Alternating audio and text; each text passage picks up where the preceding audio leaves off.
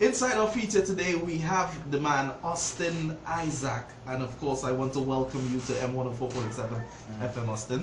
Thank you very much, Philippe. Thank you very much for having me. Great to see you again, my friend. I'm accustomed seeing you on stage, and of course, doing a lot of work. Austin Issac, you always tell me it's a brand. It's a brand, Austin Issac. It's a brand, you know. Well, I know you have been doing your soca thing.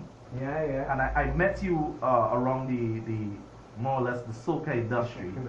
You know, but I know you have a very active life when it comes to Calypso as well. Yeah, man. The first thing I want you to do is tell me, Austin, introduce yourself to Trinidad and Tobago. Tell them where you hail from. This is Austin Issac. I'm Austin Issac from the East. But a son of the soil. My family's heritage is Tobago, Trinidad. We just one big Caldo. It's a brand. Austin, tell me, where did you go to school? I went to River Boys RC, and after that I went to Holy Cross College and then to the University of West Coast. You're a Holy Cross. Yeah, I'm a Holy Cross boy, man. That's the alma mater. Yes. And I mean, that's the same school with Kimber Susano, Young Mass, and a couple other artists. So there's a rich history in the school of music, and I think that is what really propelled the movement into the music, you know. Tell me about your first inception to doing music. When did you decide you wanted to be a musician? Was your dad a musician? Was your mom? Where did that come from? Actually, I had no family that actually was engaged directly in professional music. However, starting off, I always had an interest in music, probably primary school. Sang at the little Calypso competitions in school in Standard 4, Standard 5, and so on. And it went from there into me linking up with the Treason family. Those days was Treason Treason family. And you know, Ace, Menace M1 now. Yeah. And Criminal. Crimi. You know, those guys really opened me to the world of music, carried by Kiki I's studio, that's Dennis Alcamed, his studio in Malabar. And I was about 13 So you're or 14. officially from what area? Boy, we moved a lot, you know. So I think I'm officially from the East-West corridor. but for you to link up with Treason. Treason at the time, who's now I think that link was connected. Because I know they're based in Grandy. Yeah, that was made through family in Grandy, who I would be by from time to time during the vacation period. So I was always a mover, like I was always in Arriba or Grandy or Valencia, because people in Valencia would know I grew up in Valencia, and people in Davide would know I grew up in Davide. So it's really weird. I always kept connected with wherever we lived, like really connected, as if I was there every 2 days or every 3 days. So were you at first interested in Calypso or soul? No, I didn't even think I defined it. I don't even think I made that distinct separation as we do now. It was creative arts. It was the culture. I mean, even chutney. I wrote some chutney actually, and so it's just our creativity and our way of expressing our content that really drew me to become a practitioner. When it comes to Calypso music, who's your mentor? Or who was your mentor? Oh boy. I have so many supporters and those who mentor me in the Calypso fraternity, from practicing Calypsonians to administrative professionals. The mighty Duke gave me the name Guidance, that people call me in the Calypso tent. I mean, All-Rounder has been instrumental in my development. He gave me the opportunity to come into the tent. Auntie Bernice Carr. I mean, so it's a range of people who would have been influential. Suzanne. They always keep me abreast of what's happening in the Calypso, Contender. So you've had a very rich, influential culture when it comes to yes, it's Calypso. been very supportive, very supportive, and I think that showed me a lot. Despite the ideas that there is no wanting to pass on information, I think that in stark contrast, I think they were very eager about passing on the information. I think it's some people's receptiveness that sometimes creates the distance. When it comes to the family basis of parent pushing, did your mom push or did your dad push for you to to do the music? Yeah, to do the music. And sometimes you have either parents saying that they don't want you involved. I was fortunate that I had a family structure that included beyond the traditional mom and dad. Even though my father, we didn't grow up together, yeah, but my mother held a particular position, and my uncles were very much involved in. So you had that extended family. It was our family still like that actually. Even for today, for Soca Monarch, for this weekend, my aunt is sewing my clothes. So it's that connected still, you know. So the influence really came from their supporting of you, fulfilling whatever you desired that would be acceptable in terms of a good direction.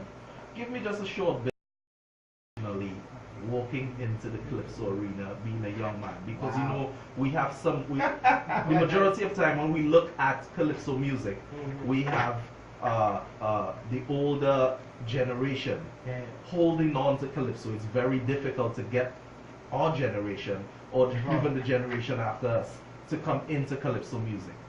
Tell me about your induction and professionally. That for me, that's a big thing, because, and it brings me to a very, very, very big memory. The name Guidance, the mighty Duke, when he gave me this, he said, your responsibility as a young man is to carry the flag with kites. That was his exact words. So I'm going to call it Guidance. So it's that much of a impact that I would have created. And walking into the tent, the first year I sang in the Calypso tent in 2010, all rounder, oh God, all rounder, only really easy. They make me sing first. They make me open the tent on opening night in City Hall. That's Classic Rousseau, which has been the only tent that I've actually sung in over the years. And they literally made me open on the first night and sing there. And that year I won the Staff Tomorrow in the NJAC competitions, and the Young Kings. I think I was still in that. And it was always exciting. So you've always took Calypso serious? Absolutely, absolutely. Every year I release a Calypso, every single year, and I could do even more than one Calypso. I love Calypso. Like, I really love the music. So it's safe for us to say that the love for Calypso music, the foundation, is what keeps you doing Calypso music. Yeah, it's very safe to say that. And apart from that, there are some opportunities made available internationally that people who are interested in Calypso and the original sound of the music and the creative expression of it would express from time to time in terms of the structure of the chords and the movement of the melodies and so on and so on. So yes, Calypso is very much alive. What do you believe to be your role as an artist in taking Calypso forward? Oh boy. I just had this discussion, and I think it's something that I'm going to say. My responsibility is to create an open door and then escort individuals that I've opened that door with into our industry and allow them to participate and engage with other professionals. It's a brand, so we have mutual respect and recognition. So I want to be the person just assisting and facilitating the movement of creatives across the platform. And I think you just answered my next question, because I was just about to ask you what can be done to bring Calypso back to its glory. It's interaction. There has interaction, continued interaction with creatives. So let's say we have some young guys who are very much excited about creating content. Let's get them in understanding the history of the music and the sound, and let's expand their potential to create. You know, I think that's where we have to be at. Let's talk a little bit about your music, Austin. Have you done any tracks for 2017? Yes, I have. I have recorded, I started recording a Calypso for 2017. Normally I have a thing I do, I just sing the song first in the tent and get the band jamming it until I work out the chords and everything. And then I go and press record and begin to record it and press the track. So I build audience. So right now we're doing pretty well with the song for this year. Definitely, you can give us a little taste. Yeah, man. Give us a little taste of 2017. Yeah, 2017 rendition, the back door open. I say, there's a wind that blows with ease from continent to island across all seas, bringing fear, bringing havoc, people holding their stomach, pressure they facing while the rich ones laughing, because I see in my house today lovers of vanity, loving themselves. Oh, what a tragedy when I see my house today. Life no longer sacred, Father, we need your help. Send security, Lord, because the back door open. Who to fix it and working? Who we put there the joking, Lord?